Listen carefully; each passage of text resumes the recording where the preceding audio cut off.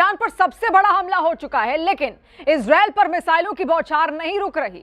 अब ईरान ने अपनी टॉप क्लास की मिसाइल खैबर शिकन से इजराइल को दहलाया है। अपने परमाणु अड्डों पर हमले से ईरान इतना ज्यादा गुस्से में है कि वो इजराइल के खिलाफ एक बहुत बड़ा ऑपरेशन शुरू करने जा रहा है।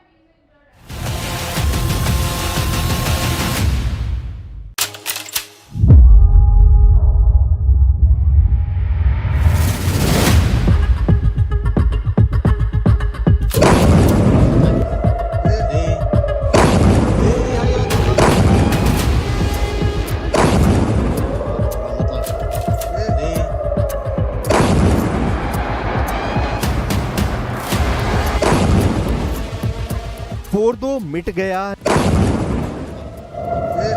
नतांज खत्म हो गया, इस्फहान की परमाणु साइट भी तबाह कर दी गई। सुपर पावर के इस हमले और इस पर किए दावे ने ईरान को बुरी तरह झकझोर डाला। लेकिन ट्रंप के एक्शन के बाद अब ईरान का फाइनल असॉल्ट शुरू हो गया है।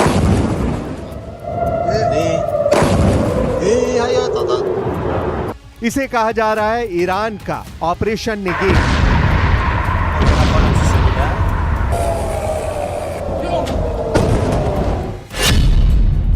आखिर क्या है ऑपरेशन नेगेव? इजराइल को कैसी चोट पहुंचाना चाहता है ईरान? तो जवाब है कि खून का बदला खून और परमाणु का बदला परमाणु होने जा रहा है। ईरान ने कह दिया है कि युद्ध तुमने शुरू किया है, इसे खत्म हम करेंगे। ईरान के सर्वोच्च नेता अली खामनेई पहले ही ऑर्डर दे चुके हैं कि इजराइल को मिट्टी में मिला दिया जाएगा।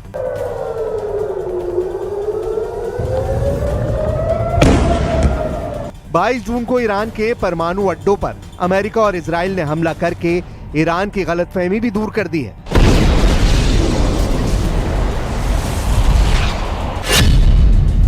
अमेरिका ने ईरान के फोर्दो में यूरेनियम संवर्धन फैसिलिटी को पूरी तरह खत्म करने के लिए B-2 बॉम्बर का इस्तेमाल किया और दुनिया का सबसे खतरनाक बम GBU-57 दाग कर अड्डे को उड़ा डाला। ऑपरेशन मिडनाइट हैमर में ऐसे 12 बम फोर्दो परमाणु सेंटर पर गिराए गए, जिन्होंने 100 मीटर की गहराई में मौजूद ईरान की इस खुफिया साइट को तबाह कर डाला।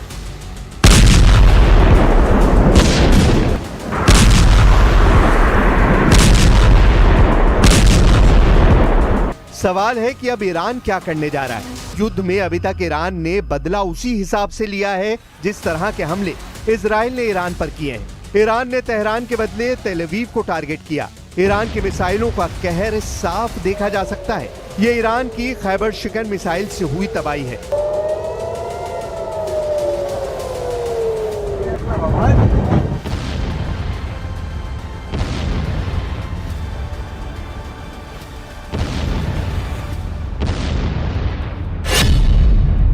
सवाल है कि क्या ईरान के परमाणु फैसिलिटीज पर हमले का जवाब इजराइल के परमाणु ठिकाने होंगे? क्या परमाणु का बदला परमाणु से लेगा ईरान? क्या डिमोना परमाणु रिएक्टर फटने वाला है? क्या नेवतिम का सीक्रेट एयरबेस मिटने वाला है? क्या इजराइल की परमाणु रीढ़ को पूरी तरह तोड़ डालेगा ईरान?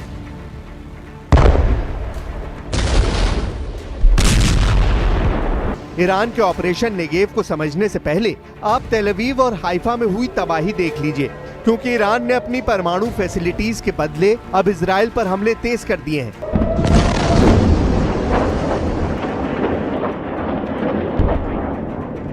ईरान ने तेल अवीव में अहम इमारतों और ठिकानों को अब मलबे में तब्दील करना शुरू कर दिया है। उसने अपनी सबसे खतरनाक मिसाइलों को लॉन्च करना शुरू कर दिया है। तेल अवीव पर गिरी ये मिसाइल खैबर शिकन बताई जा रही है।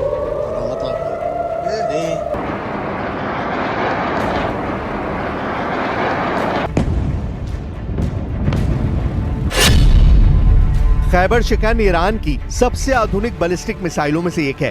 खैबर शिकन की रेंज 1450 किलोमीटर है। खैबर शिकन अपने टारगेट के 10 मीटर के दायरे में गिरती है। खैबर शिकन मल्टीपल वॉरहेड इस्तेमाल करती है और ये 550 किलो तक के वॉरहेड के साथ लॉन्च की जा सकती है। در این عملیات برای نخستین بار از موشک بالستیک چند کلاهکی خیبر شکن از نسل سوم موشک‌های هوافضای سپاه پاسداران با بهره‌گیری از تاکتیک‌های جدید و غافلگیر کننده جهت اصابت دقیق‌تر، مخربتر و مؤثرتر استفاده شد.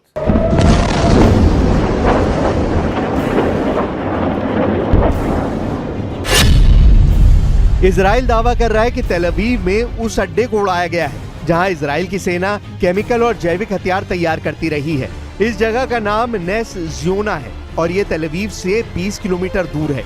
यहीं से निकले हथियारों से दुनिया में कई हत्याओं को अंजाम भी दिया गया है।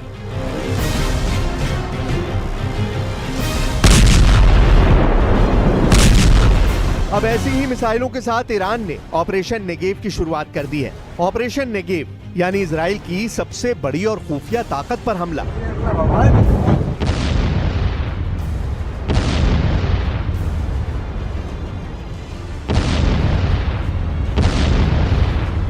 ऑपरेशन नेगेव अगर कामयाब हुआ तो समझ लीजिए कि इजराइल की आधी ताकत खत्म हो जाएगी। इस बात का भरोसा ईरान के सर्वोच्च नेता अली खामनेई ने अपने कमांडरों को दे दिया है। ईरान की लिस्ट में इजराइल के कई टारगेट हैं।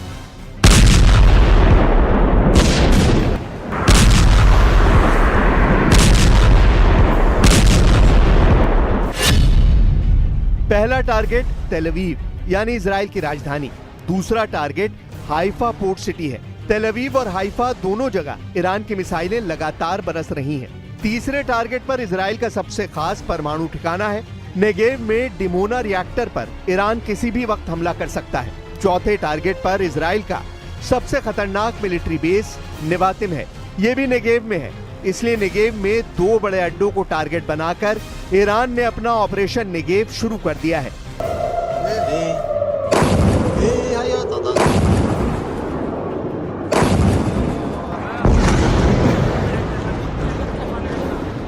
सवाल है कि 13 जून के बाद से 500 से ज्यादा मिसाइल ईरान दाग चुका है, लेकिन अब तक उसने अपनी सबसे खास मिसाइलों को क्यों छुपा कर रखा हुआ है? क्या ये युद्ध बहुत लंबा चलने वाला है? 1 हफ्ता गुजर चुका है।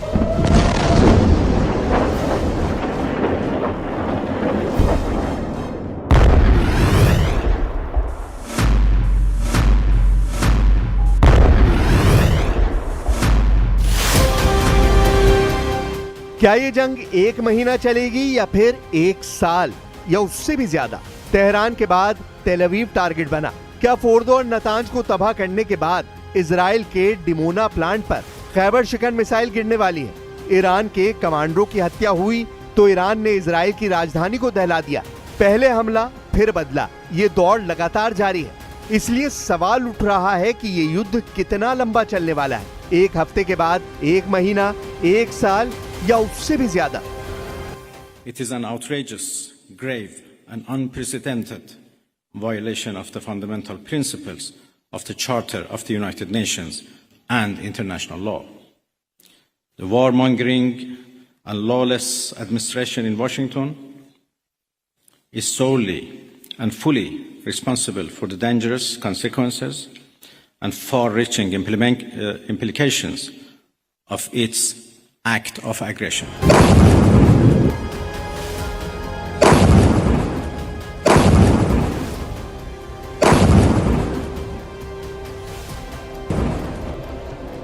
ईरान और इजराइल दोनों तरफ से हमले जारी हैं। इजराइल दिन में हमला करता है तो ईरान रात में उसका बदला लेता है। ऐसा 13 जून से लगातार जारी है और दोनों में से कोई भी पक्ष पीछे हटने को तैयार नहीं है। तेहरान पर इजराइल के हवाई हमले बता रहे हैं कि नेतन्याहू अब ईरान को पूरी तरह मिटा देना चाहते हैं, तो वहीं ईरान का मिसाइल वाला पलटवार बता रहा है कि खामनेई वो सबक सिखाना चाहते हैं जो इजराइल में आने वाली पीढ़ी याद रखे। 13 जून के बाद से इस युद्ध में ये बात साबित हो चुकी है कि ईरान के आसमान पर इजराइल की एयरफोर्स का राज है, तो इजराइल के आसमान में ईरान की मिसाइलों की हुकूमत कायम हो चुकी है।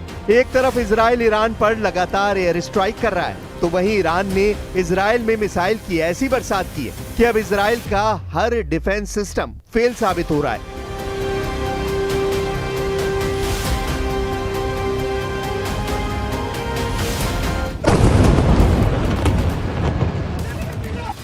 अमेरिका ने ईरान पर जिस तरह से अटैक किया है, अब उससे वर्ल्ड वॉर का खतरा मंडरा रहा है।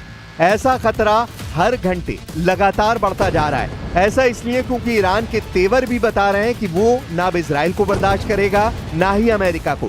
खाड़ी देशों में अमेरिका के अड्डे ईरान के टारगेट पर आ चुके हैं, इसलिए जो हमले अभी तेल अवीव और हाइफा पर देखे जा रहे हैं, कुछ वैसे ही अटैक खाड़ी देशों में अमेरिकी मिलिट्री बेस पर किसी भी वक्त हो सकता है। ये वार्निंग ईरान लगातार देता रहा है।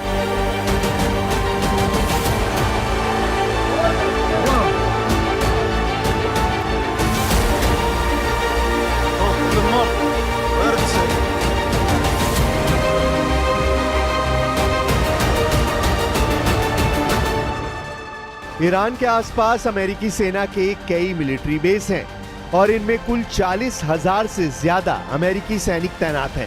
इसमें कुवैत में 10 सैन्य अड्डे हैं और यहाँ अमेरिका के 13,000 से ज्यादा सैनिक हैं। बहरीन में अमेरिका ने 12 अड्डे बनाए हैं और यहाँ उसके 3,700 से ज्यादा फौजी तैनात हैं।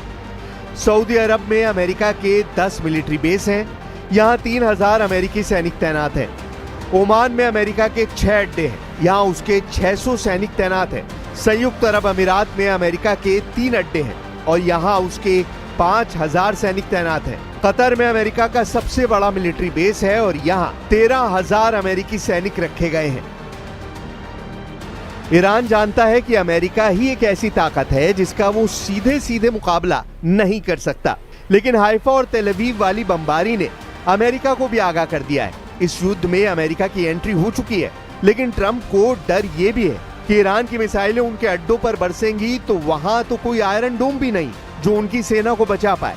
खाड़ी देशों में अमेरिका के जितने भी अड्डे हैं वहां उनके बहुत ही खतरनाक हथियार हैं। यहाँ अमेरिका का F-16 भी है, F-15 भी है, F-18 भी तैनात है और मौके मौके पर F-22 और F-35 जैसे स्टेल्थ फाइटर भी अमेरिका यहाँ तैनात करता रहता है। इसमें ईरान के लिए सबसे बड़ा खतरा है कतर का अल उदैद एयरबेस, जो पूरे पश्चिम एशिया में अमेरिका का सबसे बड़ा मिलिट्री बेस है। यहाँ अमेरिका के अलावा ब्रिटेन की रॉयल एयरफोर्स भी तैनात है।